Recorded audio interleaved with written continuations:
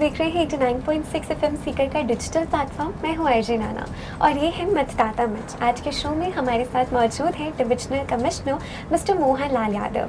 Thank you so much sir हमें समय देने के लिए, हमसे जुड़ने के लिए। मैं सर्वप्रथम तो आरजे शान और आरजे नैना का सीकर संभाग की ओर से स्वागत करता हूं, क्योंकि आप जो है मतदाताओं को अवेयरनेस करने के लिए एक बहुत अच्छा कार्यक्रम लेके आए हैं। Thank you so much sir. Sir मेरा आपसे सबसे पहला सवाल है कि चुनाव के दौरान क्या तैयारियां चल रही है, चुनाव के लिए क्या तैयारियां चल रही है? चुनाव की तैयारियां पिछले 6 महीने से शुरू हो गई थी।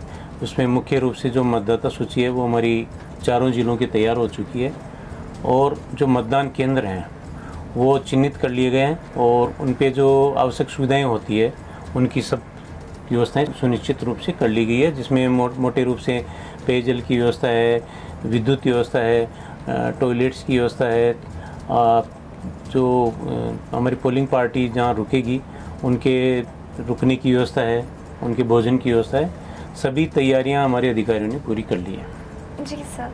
सर इलेक्शंस की प्रिपरेशन के दौरान आपको क्या क्या चैलेंजेस फेस करने पड़ते हैं? इलेक्शन के दौरान मुख्य रूप से तो कानून व्यवस्था का जो इश्यू होता है, नंबर 1 तो ये होता है। नंबर 2 जो चुनावी प्रक्रियाएं होती है उनका कई बार जो है हमारे जो मतदान दल होते हैं उनमें कुछ सदस्यों को जो उनका ज्ञान भलीभांति नहीं होता है।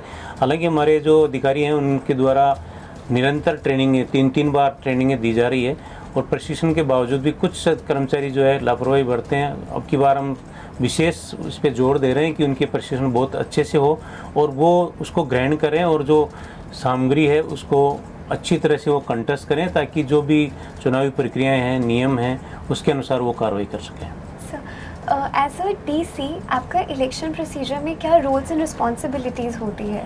हमारे जो 4 ज़िले हैं उसमें जो जिला कलेक्टर हैं वो जिला निर्वाचन अधिकारी होते हैं और एडीएम होते हैं वो उप जिला निर्वाचन अधिकारी होते हैं और संबंधित जो एसडीएम हैं वो निर्वाचन अधिकारी होते हैं। उसके अलावा जो हर मतदान केंद्र पे बीएलओ होते हैं, बूथ लेवल ऑफिसर। ये हमारी चयन है एक तरह से उसके बावजूद इसके और पुलिस के जो है पुलिस अधीक्षक, जिले के जो पुलिस अधीक्षक हैं उसमें एडिशनल एसपी हैं, कंसर्न डीवाईएसपी हैं और उनके नीचे जो सारा जाब्ता जो लगाते हैं वो है और मतदान दल हैं। ऐसे मोटे रूप से जो है सभी लोग चुनाव आयोग के अधीन, चुनाव की अवधि के दौरान उसके अधीन आ जाते हैं और उन सब का कोऑर्डिनेशन कैसे हो ये काम जो है मेरे द्वारा और जो हमारे रेंज के जो आईजी हैं उनके द्वारा किया जाता है और हम उसका समय समय पर निरीक्षण करते रहते हैं। जो भी ट्रेनिंग वगैरह दी जा रही है, पार्टी फॉर्मेशन हो रहा है या जो चेक पोस्ट वगैरह हैं, मतदान केंद्र हैं, वल्नरेबल मतदान केंद्र हैं, क्रिटिकल मतदान केंद्र हैं, उन सब का समय समय पर निरीक्षण किया जाता है और प्रभावी निषेधात्मक कार्रवाई की जाए उसके लिए हम लोग समय समय पर बैठक लेते हैं और पूरा सारे जो सब डिपार्टमेंट्स जो इस चुनाव में जुड़े हुए हैं वो जिला निर्वाचन अधिकारी का पूर्णतः सहयोग करें और उनको एक टीम के रूप में काम करें, ये हम लोग सुनिश्चित करते हैं। जी thank you so much sir. Sir जो कैंडिडेट्स एंड पार्टीज होती हैं आप उनसे किस तरीके से कोऑर्डिनेट करते हैं? इसके लिए हम जो है जैसे जो कैंडिडेट्स जब फाइनल हो जाएंगे, अभी तो जो पॉलिटिकल पार्टीज है उनकी समय समय पर बैठक आयोजित की जाती है, उनको सभी जो चुनाव निर्वाचन की जो प्रक्रिया है उनके बारे में अवगत कराया जाता है और उनके कोई इश्यूज होते हैं उनको भी सुना जाता है और उनमें जो नियम संगत होते हैं उनका निराकरण किया जाता है। अब बाद में जब नाम निर्देशन पत्र का दाखिला शुरू हो जाएगा 30 अक्टूबर से, तो जब कैंडिडेट्स 9 तारीख को जब फाइनल हो जाएंगे तो उस समय हम जो है कैंडिडेट्स की मीटिंग करते हैं। वो जिला निर्वाचन अधिकारी की अध्यक्षता में जो संबंधित जो निर्वाचन अधिकारी है उनकी अध्यक्षता में बैठक होती है, ताकि उनको भी सारी प्रक्रियाओं का ज्ञान कराया जा सके। कैसे उनको इलेक्शन एजेंट बनाना है, कैसे पोलिंग एजेंट बनाने हैं, कैसे काउंटिंग एजेंट बनाने हैं, कैसे नियमों का पालन करना है, कैसे आचार संहिता का उल्लंघन नहीं हो इसका ध्यान रखना है। इन सब प्रक्रियाओं की जानकारी दी जाती है और उसके अनुसार ही कार्रवाई की जाती है। सर आजकल डिजिटलाइजेशन हो रहा है, हर कोई टेक्नोलॉजी से वंचित है, तो चुनाव पर डिजिटलाइजेशन का क्या फ़र्क पड़ा है? आपने बहुत अच्छा क्वेश्चन किया। डिजिटलाइजेशन का चुनाव की प्रक्रियाओं पे बहुत अच्छा असर पड़ा है। जैसे आज हम लें कि जो मतदाता सूची में नाम जुड़वाने की प्रक्रिया है तो उसमें जो है ऑनलाइन जो है अप्लाई कर सकते हैं और अपना नाम जुड़वा सकते हैं। कोई मान लीजिए मतदान केंद्र का स्थान छोड़ के दूसरी जगह शिफ्ट हो गए हैं तो अपना नाम कटवाना चाहते हैं तो वो भी ऑनलाइन अप्लाई कर सकते हैं और उनसे उनका नाम कट जाएगा। नाम में कोई संशोधन करवाना है तो उसके लिए भी वो ऑनलाइन कर सकते हैं। इसके बाद में जो आचार संहिता लग गई है, जैसा अभी राजस्थान में आचार संहिता लग गई है, तो आचार संहिता का उल्लंघन की कोई चीज़ देखते हैं तो वो सी विजिल ऐप के माध्यम से अप्लाई कर सकते हैं और उसका हमारे जो अधिकारी हैं वो त्वरित कार्रवाई करके उसका निराकरण करते हैं। तो डिजिटाइजेशन का बहुत ज़्यादा फर्क पड़ा है और इससे अब जो आधार कार्ड से जो वोटर लिस्ट का जो है उससे जोड़ रहे हैं तो उसमें जो फर्जी वोटिंग के वो भी उसमें भी भारी मतलब एकदम रुकावटें ही आ गई है एक तरह से। और डिजिटाइजेशन के कारण काम की स्पीड बढ़ी है और लोगों को और ज़्यादा हम अवेयरनेस कर रहे हैं। जी सर, डिजिटल लिटरेसी को बढ़ाने के लिए आप अभी करंट में क्या कर रहे हैं?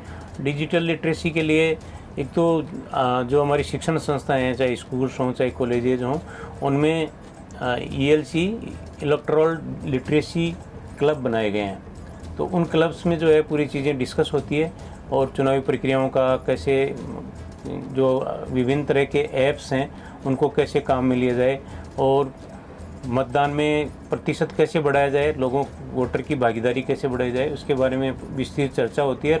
जो हमारे युवा हैं विशेषकर जो 18 साल के हो रहे हैं उनको अवेयरनेस करने के लिए विशेष अभियान चलाया जा रहा है।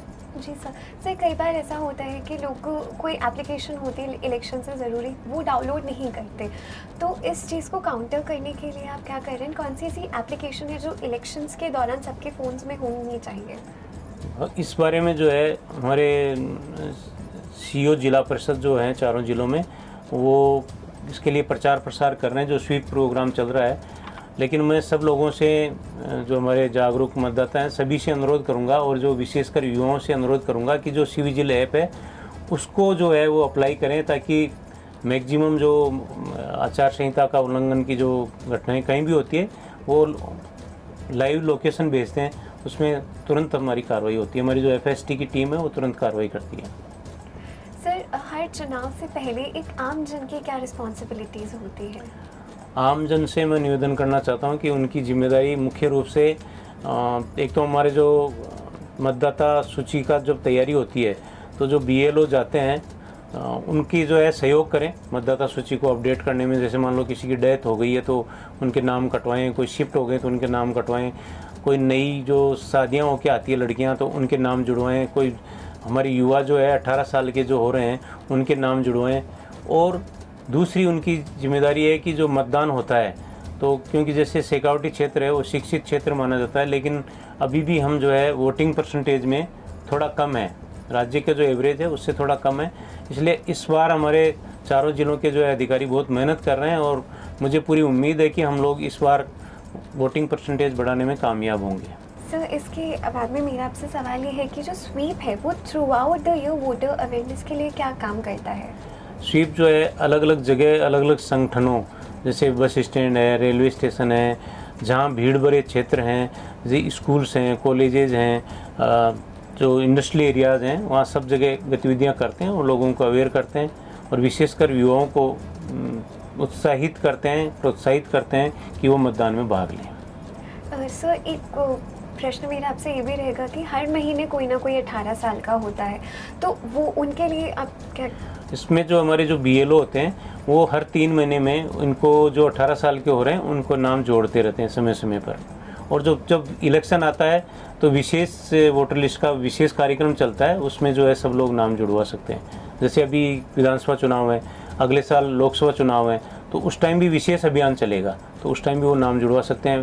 पंचायत के चुनाव होते हैं, नगर पालिका के चुनाव होते हैं, तब भी वोटर लिस्ट को नए सिरे से बनाया जाता है, ताकि कोई भी हमारे निर्वाचन विभाग और राज्य निर्वाचन आयोग और जो भी भारतीय निर्वाचन आयोग, इन सब की मंशा ये है कि जो मतदाता एलिजिबल मतदाता है, जो 18 साल का हो गया है और वो मतदान करे, अधिक से अधिक मतदाताओं की मतदान में भागीदारी हो, ये सुनिश्चित करना सभी स्तर पे ये तय किया जाता है। और हम लोग जो फील्ड में इसको पालन हो और लोगों का विशेष रूप से जागरूक हों, इसके लिए प्रयास कर रहे हैं। जी सर, सर मेरा आपसे आखिरी अपील ये रहेगी कि जितने भी लोग अभी हमें देख रहे हैं, आप उन्हें क्या मैसेज देना चाहेंगे? मैं सब जो नागरिक बंधु हैं, हमारे भाई और बहन, और विशेष मैं उनके लिए यही मैं शब्द काम में लेना चाहूँगी, सभी जो हमारे सम्मानित मतदाता हैं उनसे मेरा अनुरोध है कि वो सब लोग आगामी जो चुनाव है 25 नवंबर को जो मतदान होगा उसमें सब लोग निश्चित रूप से मतदान करें। हमारा जो मतदान प्रतिशत है कि शेखावाटी में जो